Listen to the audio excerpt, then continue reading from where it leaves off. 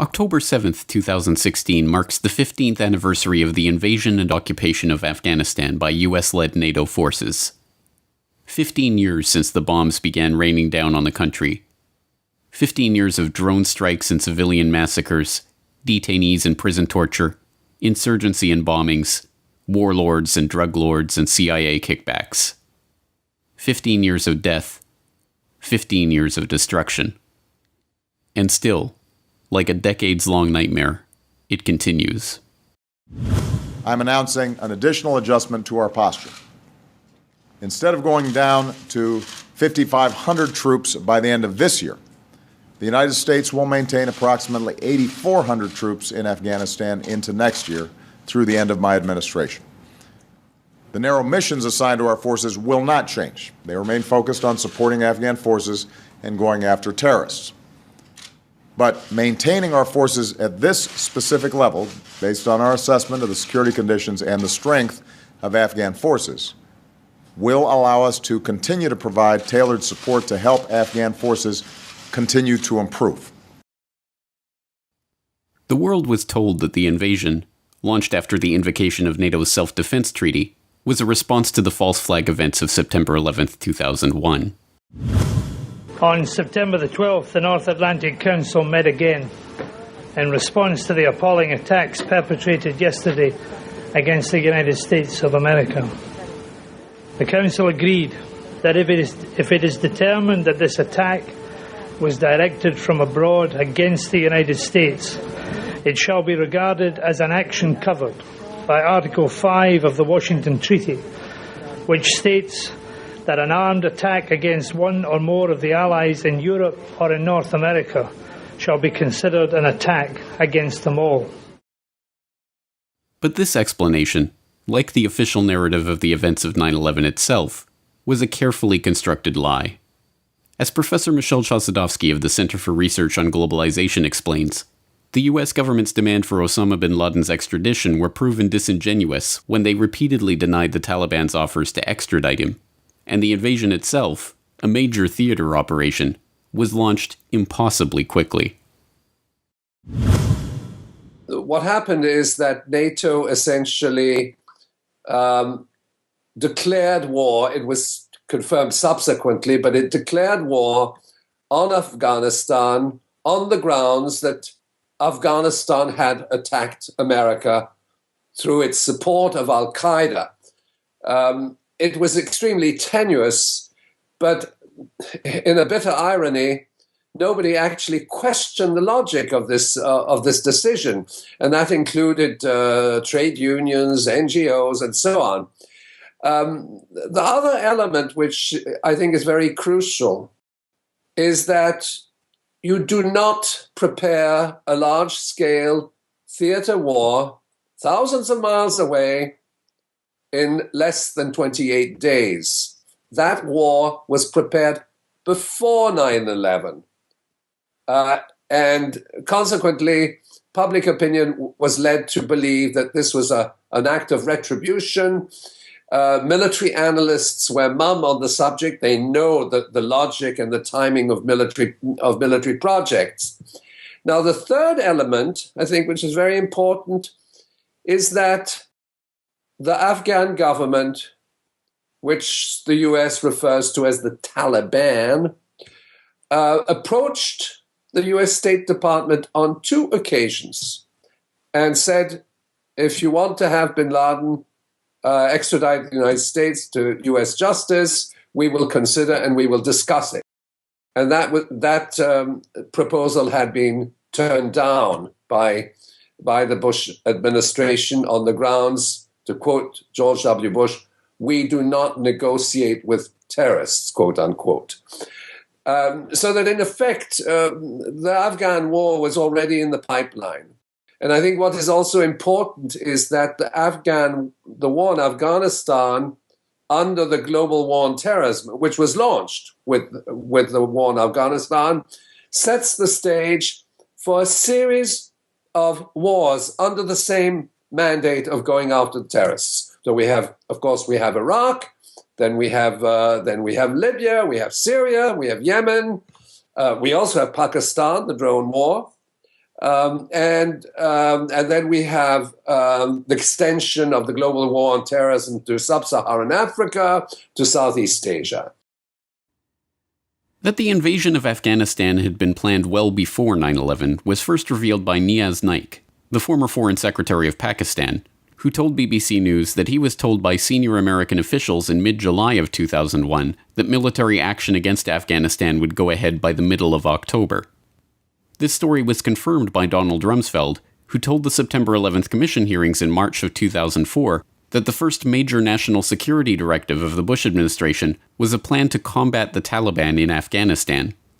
Although it was not officially signed until October 25, 2001, nearly 3 weeks after the invasion began, it was in fact drafted in June of that year and was sitting on the president's desk waiting to be signed on September 4th, 2001, 1 full week before 9/11. Dr. Rice has stated that she asked the National Security Council staff in her first week in office for a new presidential initiative on al-Qaeda.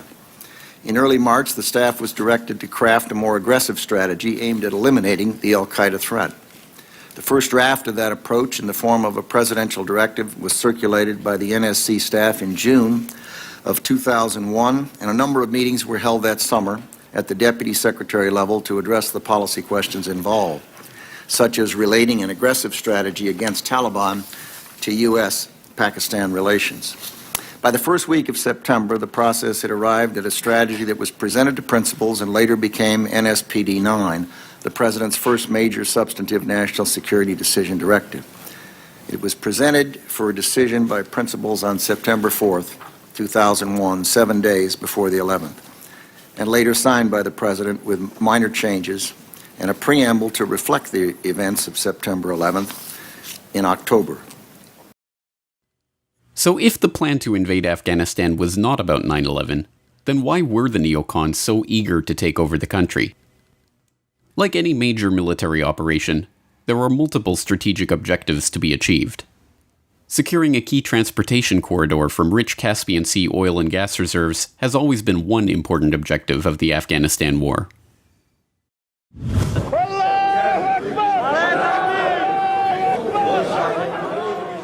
Soon after the Taliban came to power in 1996, the administration of Bill Clinton backed a secret plan for a pipeline through Afghanistan from Central Asia, which has vast reserves of oil and gas. The Taliban were offered a generous cut in the deal and secretly invited to Washington and Texas. They were treated royally, taken shopping and flown to tourist attractions like the NASA Space Center and Mount Rushmore. Their tour was so secret that no television news covered it. Most Americans knew nothing. By the time George W. Bush came to power, the link between al-Qaeda and the Taliban was an embarrassment, and September the 11th gave Bush an opportunity to get rid of them. Today, Afghanistan is run by a regime installed by the Americans, and the pipeline deal is going ahead. The groundbreaking ceremony of Turkmenistan, Afghanistan, Pakistan, India Tapi gas pipeline project was held on Sunday at the ancient city of Mari of Turkmenistan. Turkmenistan President Gabongli Berdimuhamedov, Afghanistan President Ashraf Ghani, Pakistan Prime Minister Nawaz Sharif and Vice President Mohammad Hamid Ansari were present at the function. The 25-year-old concept of Tapi has come on ground reality and it will be completed by 2019.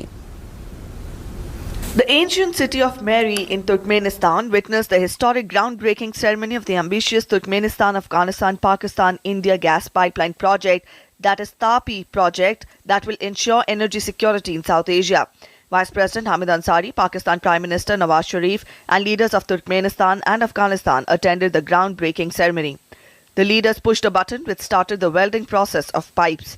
The leaders appreciated the $7.6 billion Tapi pipeline project and termed it as an initiative to connect energy-rich Central Asia with energy-starved South Asia for a new dawn of economic engagement through regional connectivity. But this was by no means the only objective of the invasion. From the monetary perspective, there is as much as $1 trillion of untapped mineral wealth in the country that could make it one of the world's leading mining centers in the coming years, a mineral wealth that has been known about for decades. Well, you might say Afghanistan hits the jackpot in a sense. A team of U.S. geologists and Pentagon officials discovering vast riches of untapped mineral deposits there. They say it could be worth as much as $1 trillion for that country. A senior military official says that this could turn the war-torn nation into one of the biggest mining centers in the world. It's an astonishing piece of news. Steve Santani is live from Washington. Steve, how was this discovery made, and how could they not have known that it was there? Well, some people did know. The Soviets apparently made some preliminary maps when they occupied Afghanistan back in the 80s, and those maps recently came to the attention of a Pentagon team which did some high-tech aerial surveillance to discover the extent of this massive potential wealth. And they found that Afghanistan has deposits of iron and copper that could make it a major producer in the world, and deposits of lithium that rival the large reserves in Bolivia. Lithium is used in batteries that power everybody's computers and Blackberries. General David Petraeus, the CENTCOM commander, said there's stunning potential in that mineral wealth. Martha? And there is also the fact that the world's lucrative multi-billion-dollar heroin trade sources almost entirely from the country, with up to 90% of the world's opium coming from the record crops that are being diligently protected by U.S. troops. So here's the question. Why are American troops now helping Afghan farmers grow that opium? Nick Schifrin reports from Afghanistan on a controversial new policy. In western Kandahar, poppy farmers score, till, harvest their crop, and the Americans do nothing to stop them. U.S. soldiers greet farmers. Can you show me which poppy field is yours? They commiserate with farmers having a bad harvest. Tell him I'm very sorry for his field this year, and hopefully he has a better harvest next year. And in one case, they even paid a farmer $1,000 after U.S. and Afghan special forces burned his crop. If you can come down to the base or on my next visit, I'll make a payment. This is controversial. The opium trade is the Taliban's main source of funding. Around here, this poppy isn't only a plant, it's the very basis of the economy here. Poppy grows everywhere in this area, and most of the farmers base their entire income for the entire season on this harvest. And that's why soldiers ignore and encourage the farmers.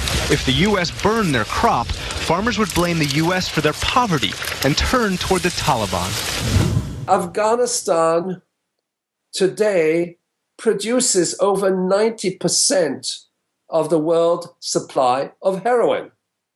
And the invasion of Afghanistan occurred at a moment when the Afghan government, together with the United Nations, had implemented a far-reaching drug eradication program. In other words, they were eliminating opium and implementing crop substitution with the support of the UN. They were congratulated in the United Nations General Assembly in fall of 2001.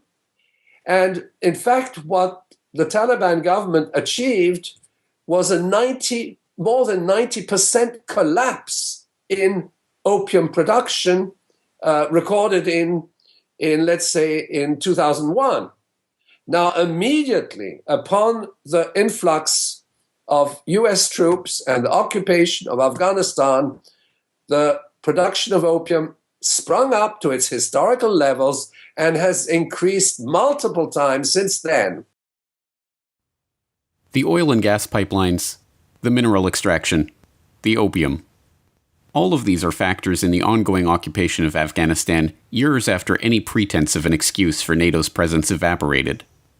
But there is one factor that has made Afghanistan the target of would-be world rulers for centuries: its location. In 1904, Sir Halfred John Mackinder PC, the director of the London School of Economics, published an essay in the Geographical Journal titled The Geographical Pivot of History. In that essay, Mackinder laid out the heartland theory, a theory that would come to dominate foreign policy and geostrategic thought. The heartland theory holds that the Earth's surface can be divided into a world island, the offshore islands, and the outlying islands. The heartland lay at the center of the world island and the Eurasian landmass, and its importance was summarized in Mackinder's famous dictum, Who rules East Europe commands the Heartland. Who rules the Heartland commands the World Island. Who rules the World Island commands the world. This is why control of the Central Asian region, and Afghanistan in particular, has been prized by empire since the 19th century, when Britain and Russia engaged in diplomatic struggle, intelligence operations, military conflicts, and subterfuge for control over Afghanistan in what was called the Great Game. And this is why former National Security Advisor and perennial Washington insider Zbigniew Brzezinski was able to predict in his 1997 magnum opus, The Grand Chessboard, that the first major war of the 21st century would take place in Afghanistan. But fast forward to 1997, and in that year our old friend Zbigniew Brzezinski released his book, The Grand Chessboard, American Primacy and Its Geostrategic Imperatives. Because evidently Zbigniew Brzezinski was not so shy about proclaiming the quest for world domination. He also did not mince his words about the Eurasian heartland and how important it is to America's global primacy. For America, the chief geopolitical prize is Eurasia. For half a millennium, world affairs were dominated by Eurasian powers and peoples who fought with one another for regional domination and reached out for global power. Now, a non-Eurasian power is preeminent in Eurasia, and America's global primacy is directly dependent on how long and how effectively its preponderance on the Eurasian continent is sustained. He goes on to refine Mackinder's heartland notion down to a specific area that he calls the Eurasian Balkans. And this area is precisely the Central Asia-Caucasus region. He explains its importance thusly. The Eurasian Balkans, astride the inevitably emerging transportation network meant to link more directly Eurasia's richest and most industrious western and eastern extremities, are also geopolitically significant. Moreover, they are of importance from the standpoint of security and historical ambitions to at least three of their most immediate and more powerful neighbors, namely Russia, Turkey, and Iran, with China also signaling an increasing political interest in the region. But the Eurasian Balkans are infinitely more important as a potential economic prize. An enormous concentration of natural gas and oil reserves is located in the region, in addition to important minerals, including gold. The use of the metaphor of the Balkans is doubly evocative for students of history. It represents not only the strife and ethnic conflict we saw in the Balkanization of Yugoslavia at the end of the 20th century, but also the powder keg of tensions that ignited the First World War at the beginning of the 20th century. Subsequently, Brzezinski predicted that the first great war of the 21st century would take place in this Eurasian Balkans region, and lo and behold, 4 years after the Grand Chessboard was published, the first great war of the 21st century was being waged in Afghanistan by the United States and its NATO allies. Meet the new great game, same as the old great game. This time, it's NATO against China, Russia, and what might loosely be termed a resistance bloc. But the idea is almost the same. Dominate Central Asia Caucasus and use it as a pivot point to dominate the world. Brzezinski had no crystal ball. He did not know that the neocons would be in office in 2001. He had not seen NSPD-9. He did not know how 9/11 would be used as the fig leaf to cover the naked ambition of NATO's land grab. But he did understand the geostrategic imperatives of world empires, and he knew that control over Central Asia was crucial to control over the world. Without NATO's Afghanistan toehold, the US hegemon would have no chance of countering China and Russia in the new great game of the 21st century. This is what Afghanistan was, is, and always will be about. Empire. The naked ambition of would-be world rulers. As long as that ambition remains unchecked, NATO will continue to keep its forces in the region at any cost. And as Russia and China continue to exert their own influence in the region, that deployment brings us one step closer to direct military confrontation. And the people of Afghanistan, once again, are crushed underfoot, mere pawns in the game for world empire.